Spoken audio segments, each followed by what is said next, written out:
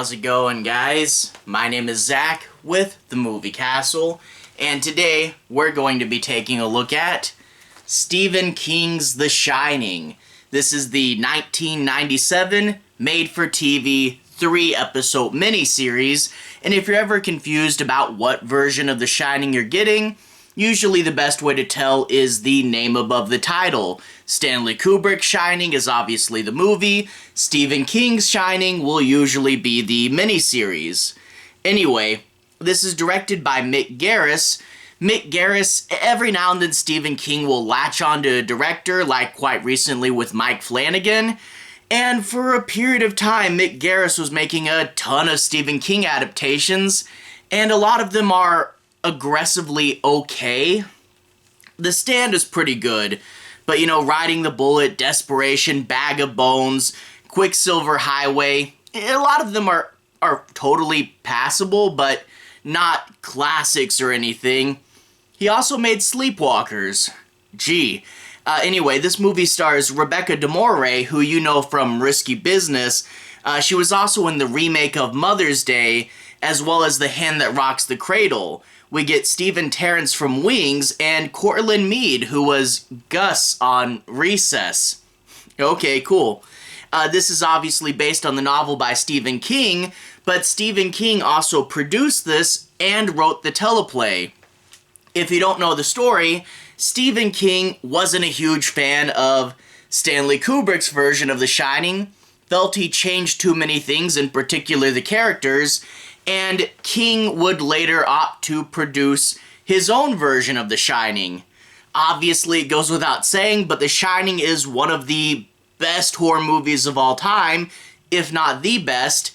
It really doesn't need a remake, but if you are going to remake it, the idea that you would make it closer to the book, at least that's an angle to go off of. That's okay. And that's one of the things is, this version's okay. If we never had the Kubrick version, you would look at this and go, yeah, it's fine. It's not the best Stephen King thing out there, but it's fun to be in a hotel and it's got some good ideas behind it. If you never had the Kubrick version, this wouldn't be a classic, but it would be, a fun enough little watch. But when comparing it to the Kubrick version, it's always gonna fall so short. And there's a good many reasons for that. I'll get into that later, but needless to say, this isn't as bad as everyone says, but yeah, it's obviously no Kubrick. But also I do want to say that in regards to the adaptation, a lot of people tend to over-express how close this gets. They tend to say that Kubrick changed it completely and that the miniseries is a 1-to-1. No. Kubrick changed a lot, but I'd still say it's about 30% there. The miniseries, it's a lot closer, but I still would probably only give it a 75. Again, even King knows that you can't make something exactly like a book, and not everything's going to translate, but there are a few things where I'm like, oh, that didn't make it over, or, oh, we're not doing this. The Slayed My Last Martian and the Bicycle in the Road sadly got cut out, so it's not perfect. And yeah, a lot of things don't translate over, and we'll get into that in a bit, but yeah, this is kind of known as the one with the bad CGI, and it's also overly long. I won't dwell too long talking about the plot since it is pretty similar to the original Kubrick version. I will go in more to deeper analysis, but laying out the groundwork, once again, we have Jack Torrance, his wife Wendy, and their son Danny, who go into the Overlook Hotel to take care of it while it snowed in during the winter. Danny Torrance has the Shining, which is a psychic power that allows him to perceive more stuff, i.e. ghost. However, the ghosts are going to start to mess with them. They're going to attack Danny and Wendy and try to lure Jack over to their side because he has problems with alcohol, and they're going to play into his temptations. Right off the bat, let's talk about the characters, because that was the biggest thing that Kubrick and King disagreed on. The one that comes out of this the best, I think, is Wendy.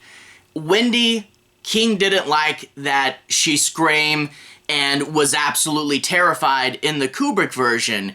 Now, that being said, I've always defended Shelley Duvall.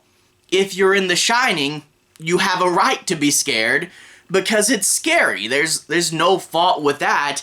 But if you look at what she actually does, she doesn't make a mistake in that film. She really does everything right. People perceive her as weaker than she is because she expresses her terror, which again is, I think, totally valid. Now, this version, they wanted to portray her as more outwardly strong. She is not leaving Jack, not because she's afraid of him. She doesn't leave Jack because she wants to preserve her life and she thinks there's still hope and there's still something worth fighting for. This Jack isn't outwardly as mean, so you do get that as well, where you think, okay, she's strong, but she's trying to cling on a little too much. I like that these two characters have distinctly different portrayals, and Rebecca De Mornay does a good job. I like that it's different, and it gets the book right. Now, Jack.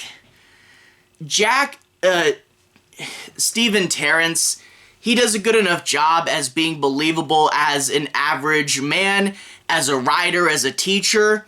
I totally buy him as that. But I don't buy him as scary. And the thing is, Kubrick Jack was outwardly terrifying. He was an external threat for Wendy and Danny. Book Jack was an internal threat. The threat of, will I give in to something I know I shouldn't? Could I possibly destroy my loved ones in this manner? It was an internal battle. It was kind of like a werewolf story, and that was Book Jack. But not having so much of his internal thoughts in this version, and really just not portraying his struggle super well. I mean, there are some scenes, like when he looks at the bar and is tempted to go in, but it doesn't do as good as the book did, and it's hard to translate that over, but in turn it just feels like he's going crazy because the writers say he is. I never got that darkness from him, and that is crucial. So if Kubrick Jack is too dark, miniseries Jack is too light. And then you get Danny. Danny really does go off the deep end in the Kubrick version, and in the book he's much more of a point of view character. A lot of the story is told through him, and in this version, he's just an annoying kid. I wish it was done better. He should feel like wise beyond his years because of his extended perception from The Shining, but he just feels like a little kid that's gonna run around and he can't even close his lips, and he's just... Yeah, no, Danny doesn't work in this version either. I do want to say, they actually shot this at the real hotel that inspired Stephen King to write The Shining, the Stanley Hotel, I believe. That was a cool step. Again, though, kind of wasted. The Kubrick Hotel was big and empty, and even though it was well lit, it was liminal and scary because it was so empty. Here, it's an older building, but the way they shoot it, it really feels cozy and nice. It should have been an old haunted house, scary, creepy building if we're going for those dark and mysterious corners and tiny crevices. But no, it's just shot really nice. Like, I should be afraid of the Overlook, but I kind of want to go there now. That's not right. And also the big thing is, this is overly long. Like, there'll be conversations that keep going on, and you're like, wait, why is Dick Halloran still at the hotel? Is this scene really going on? And then there'll be a bunch of, like, flashbacks and little side trips, you know?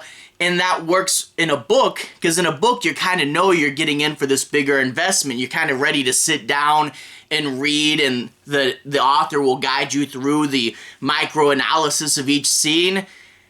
in this, it's like, do we really have to take Danny to see the doctor after we've gotten into the hotel already? Do we have to have all these scenes and all these flashbacks? It really does feel way too stretched out. And lots of it, like I said, Jack's performance, you don't really get his internal darkness, but there's a subplot where Jack kills a wasp nest and he gives it to Danny thinking it's empty, and of course more wasps come out of it. In the book, the idea is that this is a gift from Jack. He thinks it's safe, but when it turns out to be dangerous, it feels like his relationship with his son. So it doesn't come across as a metaphor as well. It just seems like, wasp, that's a scare now. And yeah, there's other things that don't translate. Tony in the book came out a lot better. Here he's floating around on his green screen.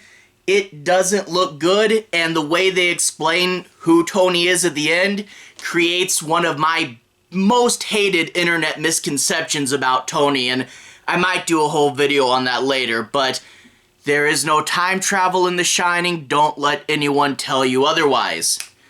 Anyway, the mistranslations. Yeah, the scares in here don't work out right. For example, the fire hose scare.